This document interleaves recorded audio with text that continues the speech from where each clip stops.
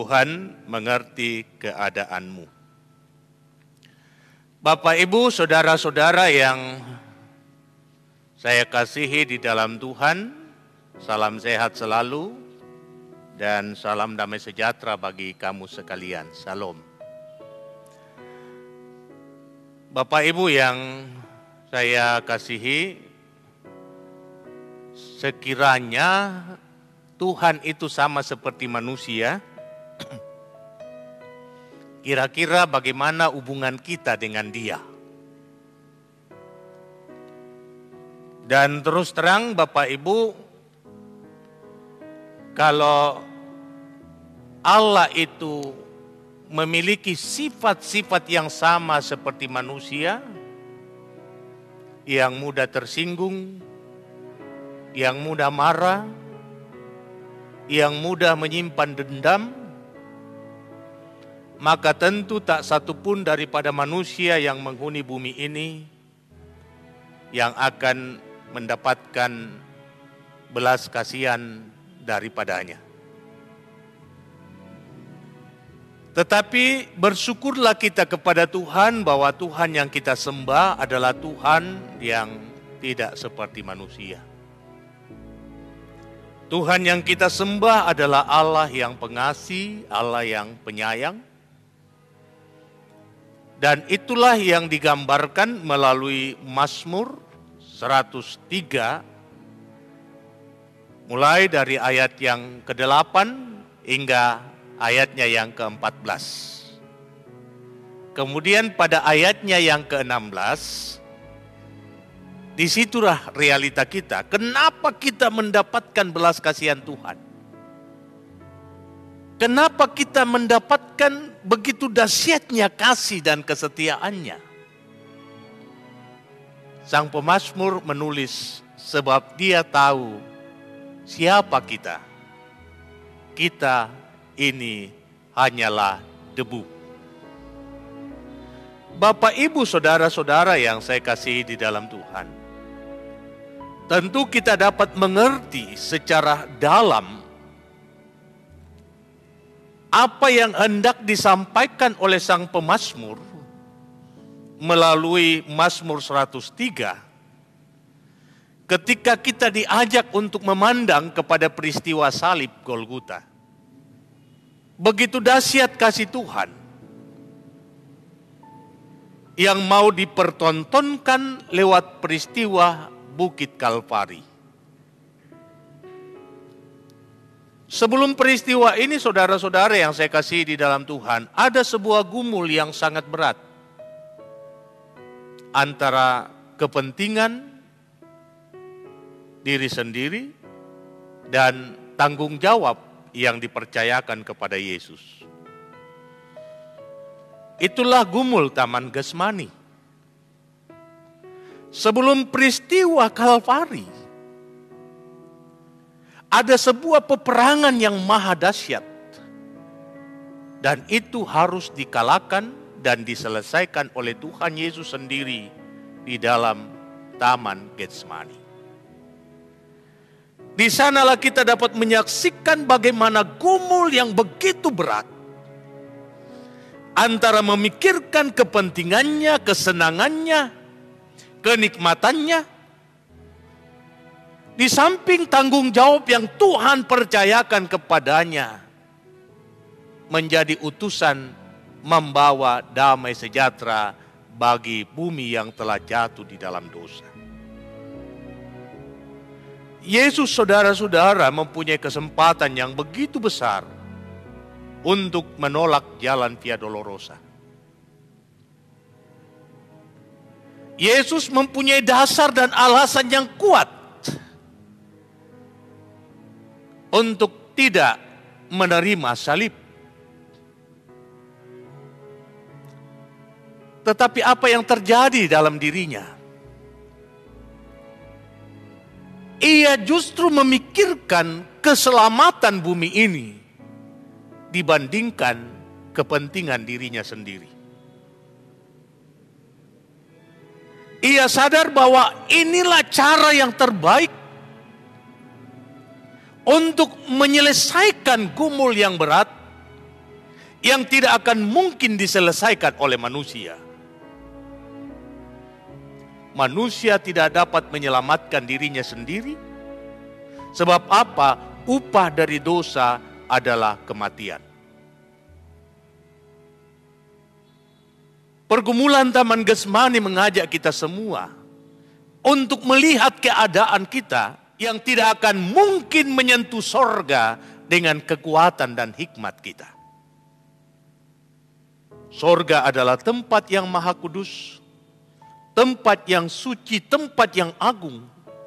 Sedangkan kita sendiri makhluk yang lemah, makhluk yang telah ada di dalam kuasa dosa dan tidak layak untuk menyentuh sedikit saja dari perkara sorga.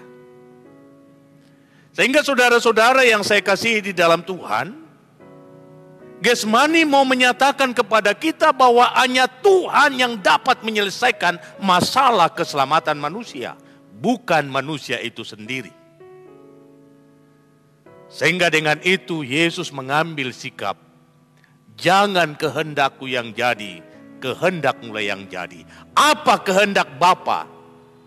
Dosa harus ditanggungkan kepada Kristus, supaya dengan demikian gerbang sorga terbuka bagi manusia. Dan disinilah kita baru bisa mengerti bahwa salib adalah bukti cinta Tuhan yang tidak mau lagi memikirkan segala beban dosa yang harus kita tanggung. Ia telah menyelesaikannya, sehingga ia mengatakan sudah selesai. Nah, dari sini saudara-saudara kita bisa mengerti apa yang dicatat dalam ayat yang ke-8 hingga ayat yang ke-13 dari bacaan kita, sedang ayat yang 14 itu menunjuk kepada realita kita sebagai debu. Kotor, jorok, dan tidak layak untuk menempati yang bersih. Perhatikan kata-kata ini. Tuhan adalah penyayang dan pengasih, panjang sabar dan berlimpah kasih setia. Jikalau Tuhan menyimpan dendam, jikalau Tuhan menyimpan sakit hati, Dia bukan Tuhan. Sehingga saudara-saudara, pesan-pesan moral yang disampaikan oleh para nabi menjadi sangat jelas. Bahwa Allah dalam realitanya yang sesungguhnya sebagai kasih, tidak akan pernah merancangkan yang jahat bagi setiap orang yang dikasihinya.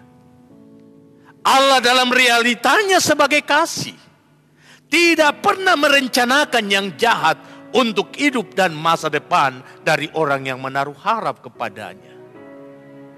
Pertanyaannya, kenapa kehidupan kita penuh dengan masalah?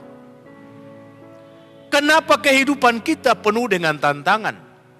Kenapa kehidupan kita penuh dengan pencobaan? Kalau Tuhan itu adalah kasih, kalau Tuhan itu baik, kenapa Tuhan tidak menjauhkan semua persoalan ini dari kehidupan?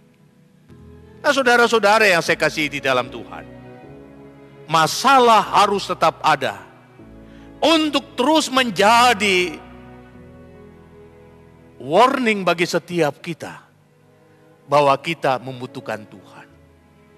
Masalah harus terus ada, sama seperti yang diungkapkan oleh Paulus kepada Tuhan, yang meminta agar Tuhan mencabut duri yang ada di dalam tubuhnya. Tetapi apa yang dikatakan oleh Tuhan? Cukuplah kasih karuniaku bagimu. Sehingga Paulus berkata, justru di dalam kelemahanlah aku menjadi kuat. Mengapa? Karena kelemahan itu membuat iman saya berbicara bahwa saya membutuhkan Tuhan. Sehingga saudara-saudara benar, mengapa Tuhan memilih perjalanan padang gurun dibandingkan jalan yang instan? Kenapa Tuhan tidak memilih jalan yang nyaman dan enak dibandingkan jalan yang penuh dengan bayang-bayang kematian? Supaya di situ kita menjadi sadar bahwa manusia lemah dalam segala hal dan ia membutuhkan Tuhan. Dan dalam perjalanan padang gurun itu menjadi nyata bahwa ketika Tuhan bertindak di tengah ketiadaan kehidupan, maka tidak ada persoalan yang tidak mungkin. Bangsa Israel dapat memasuki tanah perjanjian karena mereka melintasi sesuatu yang tidak mungkin, dan dalam keadaan yang tidak mungkin mereka menaruh harap kepada Tuhan.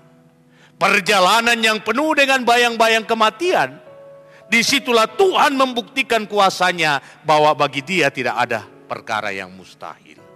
Sehingga pergumulan seberat apapun hanya bisa dilewati oleh setiap orang yang bergantung kepada Tuhan. Yang kedua, saudara-saudara, Tuhan tidak selalu menuntut. Tuhan tidak untuk selama-lamanya mendendam. Tuhan tidak melakukan kepada kita setimpal dengan dosa kita, dan tidak membalaskannya kepada kita setimpal dengan kesalahan kita. Kita bisa mengerti kenapa satu generasi harus habis di padang gurun. Dan kita bisa mengerti bagaimana Tuhan mengalahkan segala rasa emosi yang ada padanya dengan cinta yang begitu dahsyat. Kita bisa mengerti betapa Musa datang meminta kepada Tuhan dan memohon, janganlah Tuhan engkau membinasakan seluruh umatmu ini. Sebab apa yang akan dikatakan oleh bangsa lain ketika mereka menyaksikan bahwa engkau membunuh mereka di padang gurun ini. Kita bisa mengerti, saudara-saudara, kenapa pelajaran-pelajaran masa lalu bagi generasi pertama bangsa Israel itu ditinggalkan kepada generasi yang kedua, supaya mereka tidak melakukan apa yang salah di mata Tuhan. Jadi saudara-saudara yang saya kasihi di dalam Tuhan, seperti ini yang saya mau katakan. Sekiranya kita pada posisi Allah, kita menyakiti hati seseorang, sudahlah pasti orang itu tidak hanya mengingat diri kita, tetapi ia akan mengingat keturunan-keturunan kita. Kan gitu. Untuk apa saya nolongin dia? Tidakkah orang tuanya dahulu telah menyakiti saya? Untuk apa saya membantu dia? Tidakkah orang tuanya dulu telah membuat hati saya luka? Batin saya luka. Itu kalau kita tempatkan Allah pada posisi manusia. Tetapi realitanya Allah tidak seperti itu. Ia tidak mendendam. Ia tidak menyimpan kisah masa lalu.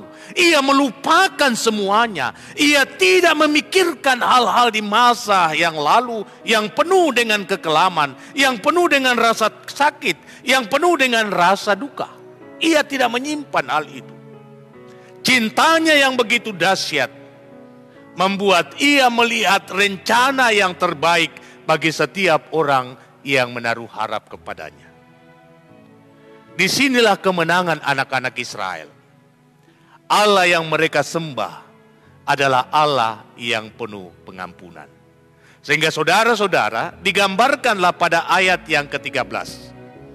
Seperti seorang bapa mengasihi anak-anaknya, demikianlah Tuhan begitu sayang kepada orang-orang yang takut akan Dia. Mengapa demikian, saudara-saudara? Sebab Ia tahu kita ini debu. Sebab Ia tahu kita tidak memiliki kekuatan. Sebab Ia tahu kita tidak memiliki kemampuan. Apa yang Ia lakukan kepada kita dimaksudkannya supaya kita sungguh-sungguh menaruh harap kepadanya. Sehingga sesulit dan seberat apapun masalahmu, serta sekelam apapun masa lalumu, jangan engkau ragukan kasih dan kuasa Tuhan. Di sini yang mau dikatakan, karena Tuhan mengerti keadaanmu, maka Ia mau mengampunimu, dan Ia mau supaya engkau dan aku hidup bersama Dia di dalam keintiman untuk menikmati kasih dan sejahteranya.